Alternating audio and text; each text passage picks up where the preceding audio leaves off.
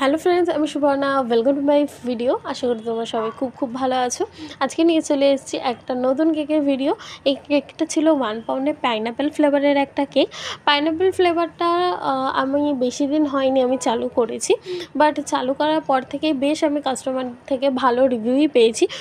তো তোমরা একবার মাস্ট আমার থেকে পাইনঅ্যাপেল ফ্লেভারের কেকটা একবার ট্রাই করতে পারো। আমারও বেশ পার্সোনালি খুবই ভালো লেগেছে। যাই হোক, এই কেকটা অর্ডার দিয়েছিল আমারই একজন স্কুল ফ্রেন্ড তার ভাইয়ের বার্থডের জন্য। তোমরা জাস্ট থিমটা শুনবে। দিদি ভাইয়ের জন্য থিম দিয়েছে মানি থিমের ওপরে কেক। আমি যখন বললাম ভাইয়ের জন্য মানি থিমের ওপরে কেন কেক নিচ্ছিস, অন্য টাইপের থিম নে। বলছে না, আমার ভাই একটু টাকা পয়সাটাকেই ভালোবাসে। আমার শুনে আমি এত হেসেছি, তোমরা বিশ্বাস করো। যাই হোক, একটু খচানোর জন্য, দিদি ভাইকে একটু রাগানোর জন্য এই থিমটা করা। এই কেকটা পুরোটাই হুইপ ক্রিমের ওপরেই কাজ ছিল। যে ফন্ডেন্টের কাজ এটাই করিনি, বিকজ তার খুব একটা বাজেট ছিল না।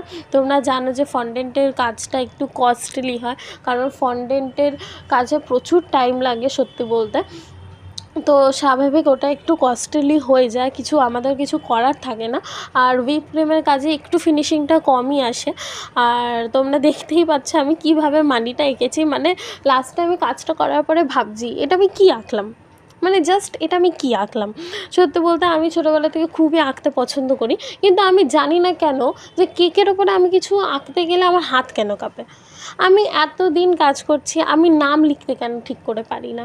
মানে আমি না সবার ভিডিও দেখে ভাবি সবাই এত সুন্দর করছে, আমি কেন এরকম করি। যাই হোক, সেটা আর কি আর বলা যাবে। কিন্তু তোমরা জানিও এই কেকটা তোমাদের কাছে কেমন লাগলো, এই মানি থিমের ওপরে কেকটা। চলো, আজকের জন্য টাটা, দেখা হবে পরে ভিডিওতে।